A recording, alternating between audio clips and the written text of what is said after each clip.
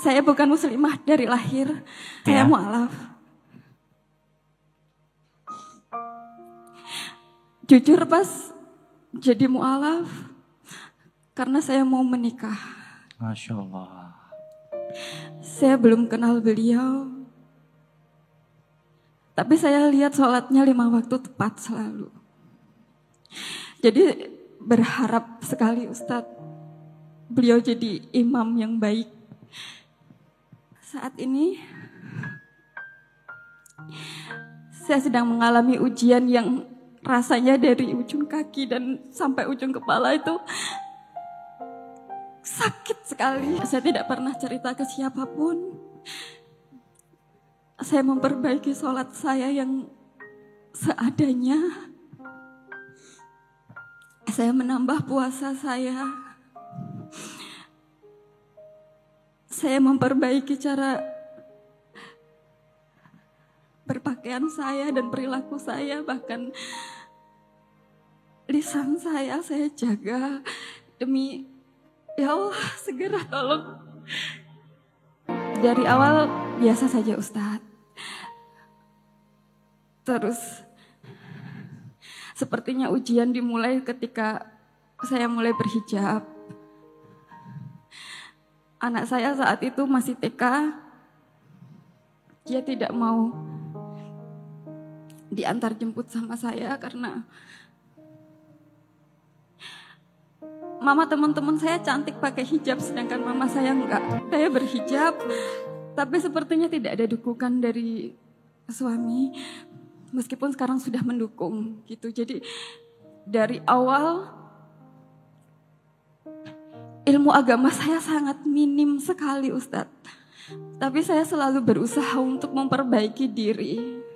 Sendirian, cari ilmu kemana-mana sendiri. Saat ini Ustadz, saya sampai mengidap penyakit yang 2 tahun tidak diketahui ini sakit apa. Karena semua lab apa segala macam normal. Lalu dengan keadaan yang sakit, tabungan mulai habis, anak saya sekarang 4. Saya mau minta tolong ke keluarga saya, selalu dibilang, loh yang dibela-belain pindah agama kok nggak bisa bertanggung jawab. Ustadz, jika sholat saya sudah saya perbaiki, puasa saya sudah saya jalankan, istighfar apa segala macam sudah saya lakukan, terus saya harus apa lagi Ustadz?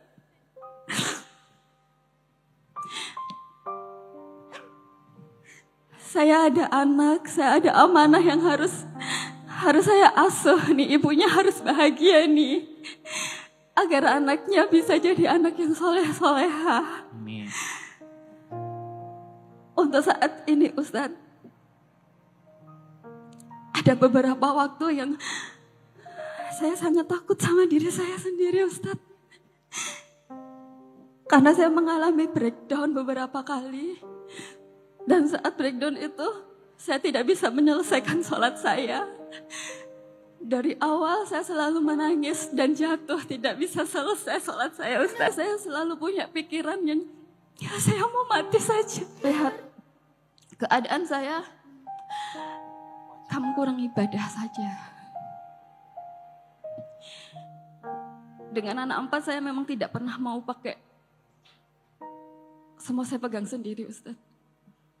Anak-anak harus sama saya. Saya nggak mau orang lain bantu.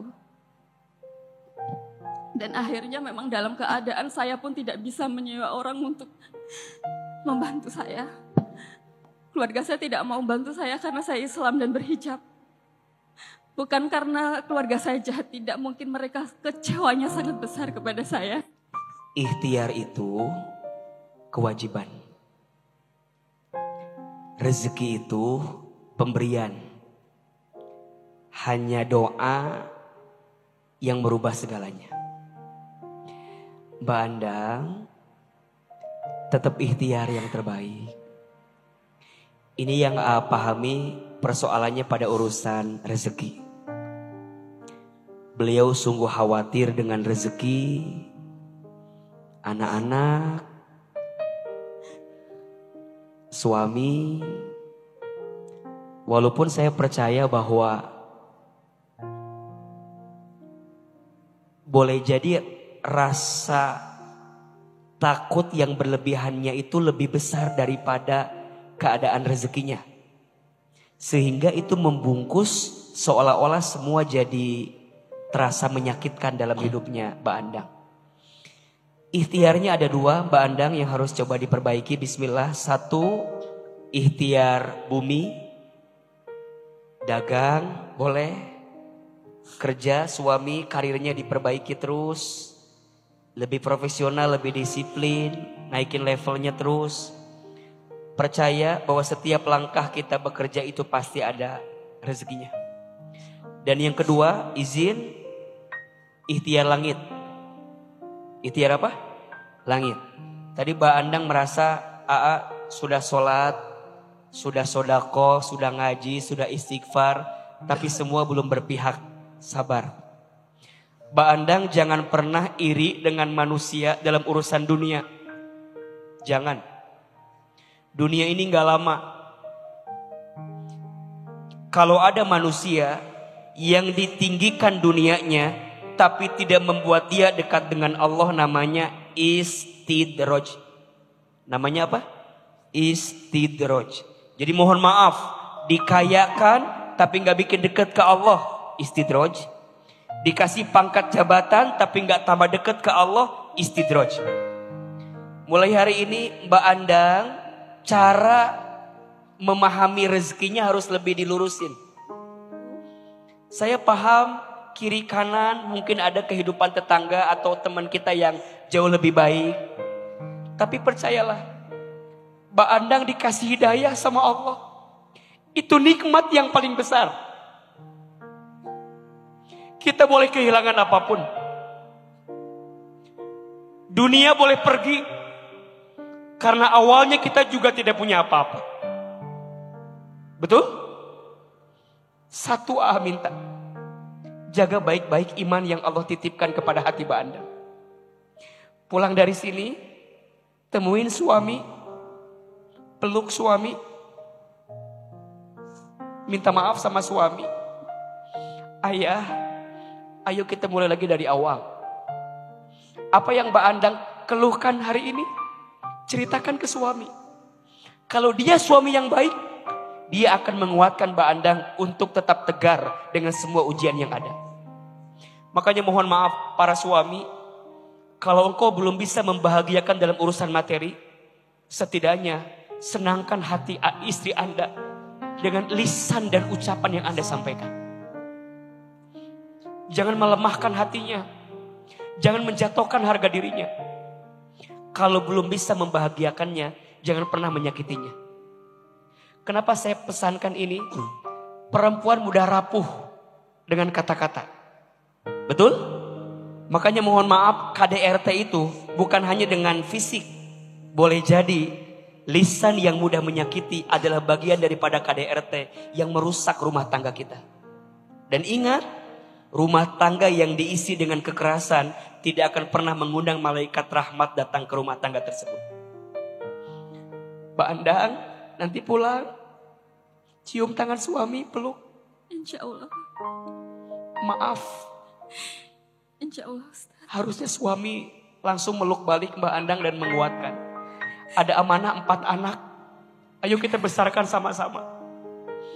Mbak Andang tenang, AA di awal menikah juga cukup berat. Tapi saya percaya rumah tangga itu 70%-nya ngobrol, komunikasi. Saya begitu banyak dikuatkan oleh istri saya di saat-saat susah itu. Dan disitulah pada akhirnya kita menemukan rumah tangga itu saling, bukan saing. Rumah tangga itu apa? Saling, bukan saing. Mudah-mudahan Allah lembutkan hati pasangan kita. Amin ya Allah. Agar kita bisa mengarungi rumah tangga kita dengan penuh kebaikan. Sudah setahun ini saya berjuang melawan luka bersama perginya ayah saya. Sebenarnya kalau dibilang saya menerima takdir, insya Allah saya terima apapun yang sudah tertulis di Lauhul Mahfuz tentang takdirnya ayah. Tapi Ustadz mau tanya, gimana cara terbaik saya untuk menyembuhkan luka yang gak ada obatnya ini Ustadz? Sejujurnya setahun ini tuh berat banget. Karena ya, susah banget gak ada sosok ayah. Jadi sampai udah di titik sakit apapun gak ada yang bisa saya rasain. Karena yang paling sakit itu hanya kehilangan ayah saya. Maksudnya udah berbagai cara dilakuin buat ngobatin luka ini. Tapi masih sakit Ustaz. Makasih Ustaz. Teteh sudah menikah belum? Udah. Oke, sudah ada suami berarti. Ada. Hadirnya suami setidaknya menghadirkan sosok laki-laki yang baik tidak dalam hidup Teteh. Insya Allah. Tapi maaf Ustaz, nggak bisa menggantikan ayah. Jadi gimana cara yang benar-benar baik untuk nyembuhin luka kehilangan ini? Karena Ustaz pasti paham nggak ada obatnya Ustaz ya. Kayak nggak mau apa-apa lagi, udah nggak mau mikir apa, pengennya ikut sama ayah gitu. Bagaimana caranya menghadirkan kebaikan bagi orang tua yang telah wafat? Teteh betul yang namanya kematian itu ketentuan Allah. Jawab yang keras. Kita sayang gak sama orang tua kita? Allah sayang gak sama orang tua kita? Mana yang lebih sayang kita atau Allah? Allah. Pernah juga di fase itu. Pernah marah, ya Allah kenapa engkau mengambil usia ayah saya? Mengambil usia ibu saya? Kadang sering berandai-andai. Coba ibu saya masih ada. Mungkin ibu saya akan ikut ceramah sama saya. Akan lihat anaknya di televisi dan seterusnya. Tapi yang namanya usia Allah yang punya, Allah yang tahu. Maka sekarang jangan menyesali apa yang sudah pergi. Tolong catat baik-baik, ada 4 yang dirindukan oleh orang tua di alam kubur dari anaknya yang masih hidup. 1, doa. Teteh sayang doakan ayah setiap saat, setiap waktu. Karena orang tua di alam kubur sangat menanti, merindukan doa dari yang masih hidup. 2, lanjutkan kebiasaan baik ayah selama hidup. Kalau teteh tahu ayah punya kebiasaan baik selama hidup, lanjutin. Sungguh kebiasaan baik yang dilanjutkan oleh anaknya sangat dirindukan oleh orang tua di alam kubur. 3, sambungkan silaturahmi dengan kerabat ayah kita, orang tua kita. Kalau ayah punya sahabat, ayah punya kerabat, teteh sambungkan. Dan yang keempat, sedekahkan atas nama orang tua kita. Teteh sayang sama ayah. Biar ayah lapang kuburnya, terang kuburnya, sedekah. Terutama sedekah jariah. Sesuatu yang terus mengalir amal pahalanya walaupun telah tiada. 4, doakan, lanjutkan, sambungkan, sedekahkan. Jelas? Ulangi. Doakan, lanjutkan, sambungkan, sedekahkan. Assalamualaikum warahmatullahi wabarakatuh. Nama saya Yanti, tinggal di Tangerang. Tapi asli saya sama seperti AA dari Garut. Kedua orang tua saya asli dari Garut. Hari ini kan temanya sudahi sedihmu ya A. Pertanyaannya, bagaimana menyudahi kesedihan itu? Ketika persoalan itu selalu datang dari orang amat sangat dekat. Tapi saya hanya bisa memendam. Lalu jika ketemu orang itu, tapi saya tetap baik. Saya tetap baik. Tapi ketika ketemu orang itu, hati saya itu kesal, marah, dan selalu kata-katanya kasar. Tapi dalam hati aja, karena saya sempat nyumpahin gitu loh, saking karena dia orang yang terdekat dengan saya gitu loh. Itu aja sih. Lalu yang kedua, Ustadz dan teman-teman yang di sini semua, saya minta doanya. Adik saya sakit kanker selaput otak, sudah stadium 4. Saya minta doanya teman-teman yang ada di sini semua. Dan yang terakhir, tepat hari ini saya dilahirkan. Saya minta doanya biar saya kuat menjalani semua persoalan hidup saya. Terima kasih AA. Baik, Masya Allah. Masya Allah. Yang pertama tentu selamat ulang tahun Ibu, mudah-mudahan panjang umur. Yang kedua kita doakan yang sedang sakit semoga Allah berikan kesembuhan. Allahumma rabban nasi azhibil ba'sa ishfi anta syafi la syifaan illa syifauka syifa la yughadiru saqama. Dan pertanyaan pertamanya tentang sudahi sedihmu. Tadi bilang sudahi sedihmu dalam urusan dunia. Kan ada sedih yang diperbolehkan, ada sedih yang tidak diperbolehkan. Nah, yang ingin kita sama-sama selesaikan adalah sedih dalam urusan apa? Dunia. Apakah sedih nggak akan ada dalam hidup? Nggak mungkin, pasti ada lagi. Makanya izin ya, ujian dalam hidup itu terus berganti, terus berlapis-lapis. Tergantung tingkatan imannya. Makanya mohon maaf, kalau ada yang bilang, kenapa ya? Aku udah sholat, tapi masalah tambah banyak. Allah tidak menjanjikan dari sabarmu masalah selesai, tidak. Tapi Allah menjanjikan dari sabarmu Allah akan menemanimu setiap saat, setiap waktu.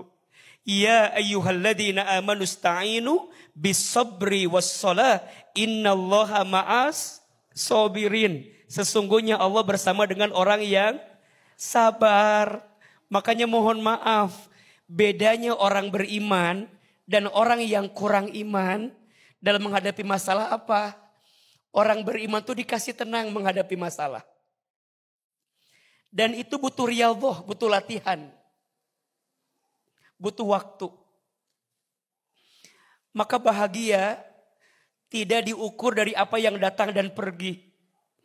Karena yang datang dan pergi pasti akan ada saja. Tapi mau bilang kepada semua yang hari ini sedang disapa dengan masalah, kuat. Percayalah, pada akhirnya masalah yang menyedihkanmu hari ini akan selesai. Sebagaimana Allah menyelesaikan masalah-masalah kita sebelumnya. Jawab yang keras, sebelum ini kita punya masalah tidak? Sebelum hari ini ada ujian tidak? Selesai tidak? Ya, percayalah, satu saat ujian ini pun akan selesai. Sebagaimana Allah menyelesaikan ujian-ujian selanjutnya. Satu jawabannya, asal semua itu membuat kita makin dekat dengan Allah. Tepuk tangan buat teteh yang bertanya. Saya seorang single parent, usia 30 tahun. Single parent dengan satu anak yang saat ini sudah berusia 19 bulan. Istri saya meninggal di bulan Juli 2023. Saat itu usia anak kami 3 bulan saat ditinggalkan ibunya. Dan usia pernikahan kami saat itu juga baru 15 bulan. Saat itu juga kami harus menjalani LDR.